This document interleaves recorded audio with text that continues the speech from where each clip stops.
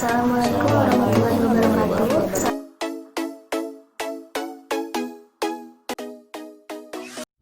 Saya Mika Syafia Salih Husair dengan NIM 12020500179 dari kelas PEM TKC akan menjelaskan sedikit definisi tentang hak dan kewajiban. Ketika kita berbicara tentang hak negara, itu berarti kita berbicara tentang kewajiban negara. Begitu pula sebaliknya, ketika kita berbicara tentang kewajiban negara, itu berarti kita berbicara tentang hak negara. Mengapa demikian? Karena hak dan kewajiban itu akan selalu saling berkaitan. Sebelumnya, kita harus mengetahui apa itu definisi dari hak dan apa itu definisi dari kewajiban. Hak asasi adalah hak-hak dasar yang berada pada manusia sejak pertama kali proses terjadinya manusia. Sedangkan menurut Undang-Undang Republik Indonesia Nomor 39 Tahun 1999 Pasal 1, hak asasi manusia adalah seperangkat hak yang melekat pada hakikat dan keberadaan manusia sebagai makhluk Tuhan yang Maha Esa dan anugerah yang harus kita hormati.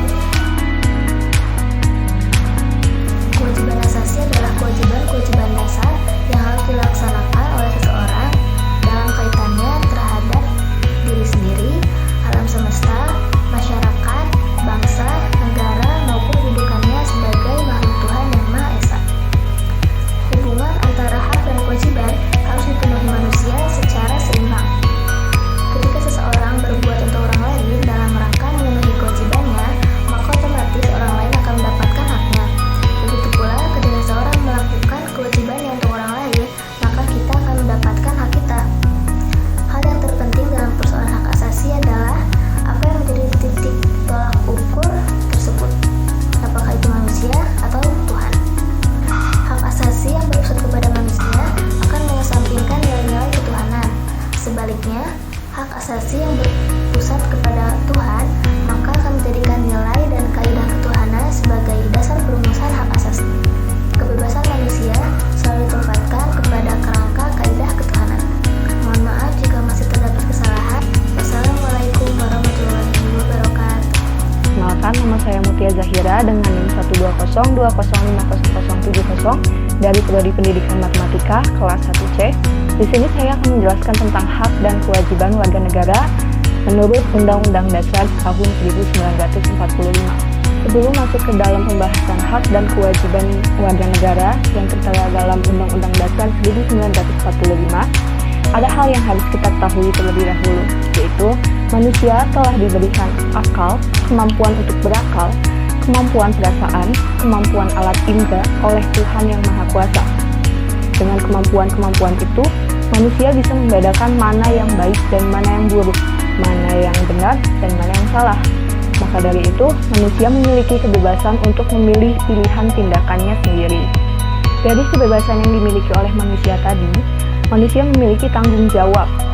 Kebebasan yang bertanggung jawab itu adalah hak asasi manusia yang secara kodrati telah diberikan oleh Tuhan sejak kita lahir, dan setiap manusia pasti memiliki hak asasi manusia itu. Jika terjadi pengingkaran terhadap kebebasan, itu sama saja terjadi pengingkaran terhadap martabat manusia. Oleh karena itu, semua orang, termasuk negara, pemerintah, dan organisasi, harus mengakui hak asasi manusia yang dimiliki oleh setiap manusia. Perkembangan hak asasi manusia di Indonesia telah melewati proses yang panjang dan rumit. Bagirmanan, yang sering dikutip oleh Bakri, membagi pemikiran hak asasi manusia di Indonesia menjadi dua periode. Yang pertama adalah periode sebelum kemerdekaan Indonesia, yang dapat dilihat dalam organisasi-organisasi yang ada pada masa itu seperti Budi Utomo, SI, IP, PI, PKI, PNI, Pendidikan Indonesia, Pendidikan Nasional Indonesia, dan juga dalam perdebatan di sidang BPU PKI. Yang kedua ada periode setelah kemerdekaan Indonesia, yang dibagi lagi menjadi beberapa periode, yaitu periode pada tahun 1945 sampai 1950, periode 1950 sampai 1959, periode 1959 sampai 1966, periode 1966 sampai periode 1998, kemudian yang terakhir adalah periode 1998 sampai sekarang. Maka dari itu, dinamika perkembangan hak asasi manusia di Indonesia memiliki akar sejarah yang kuat, karena berhimpitan dengan realitas konkret yang dialami oleh bangsa Indonesia menghadapi kolonialisme dan imperialisme. Kemudian materi selanjutnya akan disampaikan oleh teman saya. Perkenalkan, nama saya Mona Maulana Syakinah dari kelas PMTK 1C dengan NIM 12020500073. Nah, di sini saya akan memaparkan atau menjabarkan beberapa poin-poin tentang jaminan hak dan kewajiban warga negara dalam Undang-Undang Dasar 1945. Untuk informasi, Anda dapat mengakses atau mengetahui kewajiban hak dan warga negara itu dalam buku paket maupun dalam internet. Dalam jaminan hak dan kewajiban warga negara dalam Undang-Undang Dasar 1945, diantaranya yaitu hak kewajiban negara ada 16 poin, lalu hak warga negara ada 25 poin, dan kewajiban warga negara ada 6 poin. Nah, di sini saya hanya akan menyebutkan 3 poin saja dari masing-masing yang telah saya sebutkan tadi. Yang pertama ialah kewajiban negara. Yang pertama ialah melindungi segenap bangsa, memajukan kesejahteraan umum, mencerdaskan kehidupan bangsa, dan ikut melaksanakan ketertiban dunia yang tertera dalam pembukaan Undang-Undang Dasar 1945 alinea keempat. Yang kedua ialah menjamin kemerdekaan untuk memeluk agamanya masing-masing, dan untuk beribadah sesuai kepercayaan yang dianutnya. Terdapat dalam pasal 29 ayat 2. Lalu yang ketiga ada memajukan ilmu pengetahuan dan teknologi dengan menjunjung tinggi nilai agama dalam pasal 31 ayat 5. Kemudian ada hak warga negara. Yang pertama ialah hak untuk mengeluarkan pikiran atau pendapat melalui lisan maupun tulisan, terdapat dalam pasal 28. Lalu ada hak untuk memeluk agama, beribadah, dan berpendidikan, terdapat dalam pasal 28E ayat 1. Lalu ada hak untuk mengembangkan diri dan memperoleh manfaat dari iptek, terdapat dalam pasal 28C ayat 1. Lalu kemudian kewajiban warga negara yang pertama ialah menjunjung hukum dan pemerintahan dengan tidak adanya kecuali, terdapat dalam pasal 27 ayat 1. Lalu kemudian ada menghormati hak asasi manusia orang lain dalam berbangsa dan bernegara, terdapat dalam pasal 28J ayat 1. Lalu ada mengikuti usaha pertahanan dan keamanan negara dalam pasal 30 ayat 1. Nah, di atas yang telah saya sebutkan tadi itu tidak ada hak negara. Mengapa demikian? Apakah memang benar tidak ada hak dari negara? Kita dapat meminjam dulu teori keadilan dari Aristoteles. Di sana disebutkan bahwa keadilan diistilahkan dengan legalis, yaitu keharusan warga negara untuk taat kepada negara. Nah, keharusan itulah yang menjadi hak negara. Jika kita melakukan melakukan aturan-aturan dari negara, kita telah memberikan hak kepada negara kita sendiri. Dalam kehidupan sehari-hari kita telah melaksanakan aturan-aturan tersebut dan akan selalu mengiringi langkah-langkah kita dalam kehidupan yang lainnya. Contohnya ialah membayar IMB, listrik, PBB, terus memiliki SIM, membayar pajak, mau pajak bermotor, kendaraan maupun pajak bangunan ya. Lalu ada menaati lalu lintas dan masih banyak lagi aturan-aturan lain.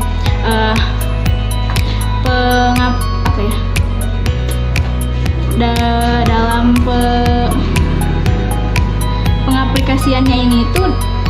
pengaplikasian ini dapat dijelaskan melalui 3 cara, yaitu digolongkan dengan 3 cara. Yang pertama ialah pluralis, yang kedua marxis, dan yang ketiga sintesis. Nah, hal tersebut tidak akan dijelaskan oleh saya sendiri, namun akan dijelaskan oleh teman saya, yaitu Siti Alifah. Mungkin hanya sekian yang dapat saya sampaikan. Mohon maaf bila banyak kekurangannya. Wassalamualaikum warahmatullahi wabarakatuh. Nama saya Siti Alifah Syafitri dengan NIM 12020500141 Saya berasal dari Pendidikan Matematika 1C. Di sini saya akan menjelaskan pengertian dari pluralis, marxis, dan sintesis berdasarkan penjabaran dari Wibowo. Yang pertama yaitu pluralis. Menurut teori pluralis, negara itu bagaikan sebuah arena, tempat di mana seluruh golongan masyarakat itu berlaga. Masyarakat berfungsi memberi arah terhadap dalam kebijakan-kebijakan yang diambil oleh negara. Teori pluralis ini sesuai sebagaimana yang dikatakan oleh Hobbes dan Johann Locke bahwa masyarakat itu mendahului negara, sehingga dapat dikatakan bahwa masyarakat yang menciptakan negara, bukan negara yang menciptakan masyarakat. Secara normatif bahwa negara harus tunduk terhadap masyarakat. Nah, yang kedua ada teori Marxis. Teori Marxis berpandangan bahwa negara adalah serangkaian institusi yang dipakai oleh kaum borjuis untuk melakukan kekuasaannya. Di sini sudah jelas bahwa teori Marxis dan teori pluralis sangat bertolak belakang. Teori pluralis lebih dominan kepada masyarakat, sedangkan teori Marxis lebih dominan kepada negara.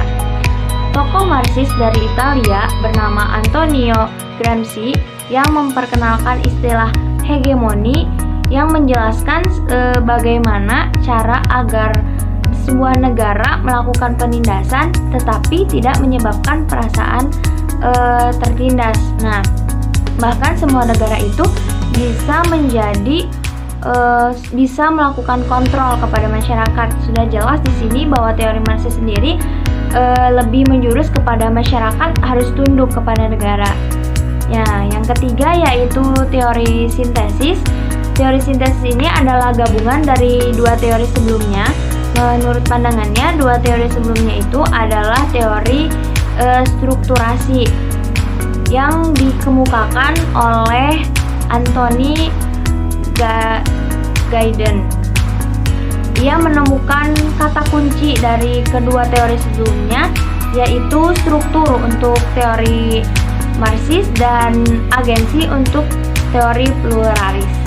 Nah, ia berpendapat bahwa struktur dan agensi harus dilihat dari dualitas, bahwa mereka itu selalu berdialektik, saling memenuhi dan berjalan terus-menerus begitu.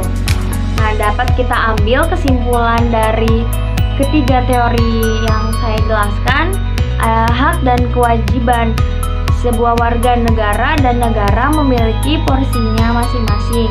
Negara memiliki wewenang dalam mengeluarkan suatu kebijakan dan warga negara memiliki fungsi dalam mengontrol kebijakan yang diambil oleh masyarakat.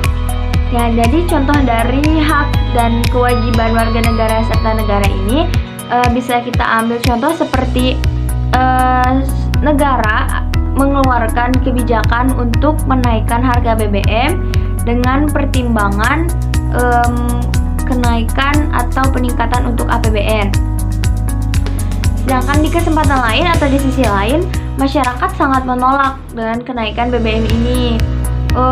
Ujung-ujungnya, akhirnya kenaikan BBM ini dibatalkan atau tidak jadi. Nah, di sini sangat terlihat bahwa negara memang memiliki wewenang dalam mengambil sebuah kebijakan untuk warga negara, tetapi warga negara juga memiliki fungsi kontrol tersendiri dalam mengatur atau mengontrol seluruh kebijakan-kebijakan yang diambil oleh negara.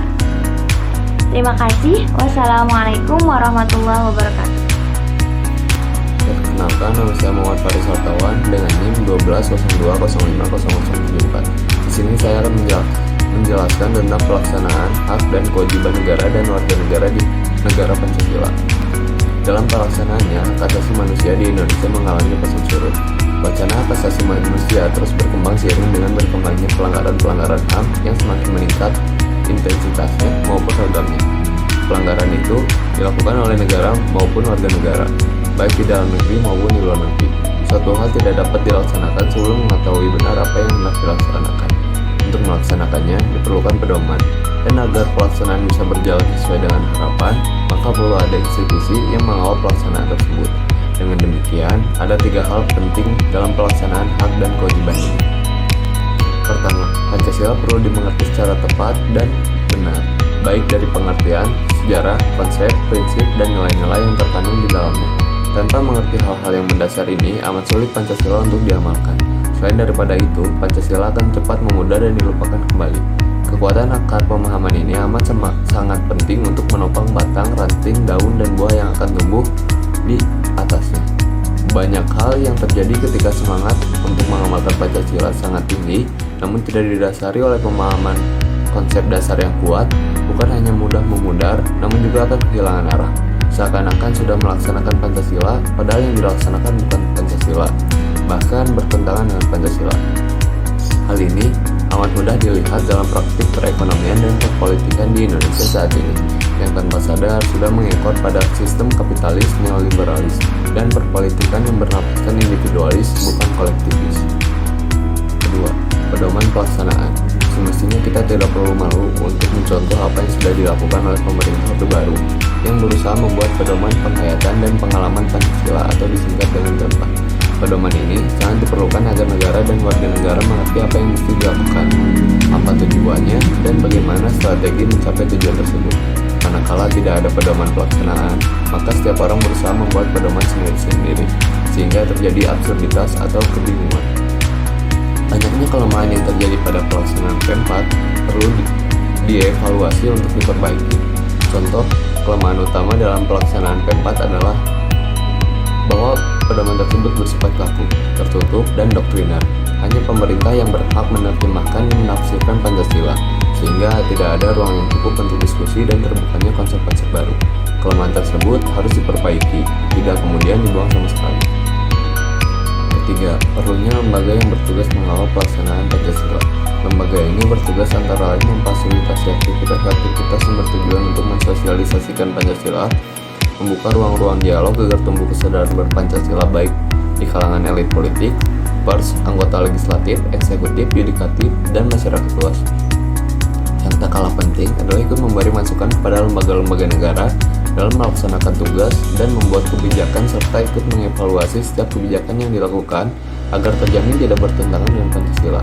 Dalam konteks pelaksanaan hak dan kewajiban, maka 3 hal penting tersebut perlu ada, yaitu perlu mengerti prinsip-prinsip dasar hak dan kewajiban dan warga negara, terdapat pedoman pelaksanaannya, dan ada lembaga yang mengawalnya. 3 hal ini tentu tidak berdiri sendiri, khusus terkait dengan hak dan kewajiban negara dan warga negara, namun merupakan kesatuan gerak besar revitalisasi Pancasila dalam semua bidang kehidupan. Pelaksanaan hak dan kewajiban negara dan warga negara dalam negara Pancasila adalah sebagaimana yang tercantum dalam Undang-Undang Dasar 1945. Namun demikian, selain melihat klasifikasi tersebut, perlu juga memahami konsep, prinsip, dan nilai Pancasila dalam pelaksanaan hak asasi manusia. Sekian dari saya, mohon maaf bila banyak kesalahan. Wabillahi taufiq wal hidayah. Assalamualaikum warahmatullahi wabarakatuh. Perkenalkan, nama saya Iqbal Al-Fadli, dan saya 12 tahun saya berasal dari Indonesia.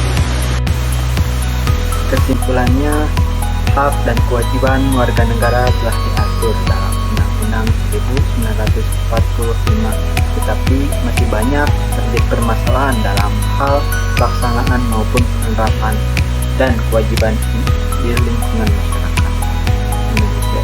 Sejatinya, kita sering menuntut hak namun melupakan kewajiban yang harusnya dijalani. Oleh karena itu, sebagai warga negara yang bermoral, harus menegakkan hak dan kewajiban secara seimbang dalam kehidupan sehari-hari. Dengan begitu, rasa keadilan akan lebih terasa di dalam kehidupan.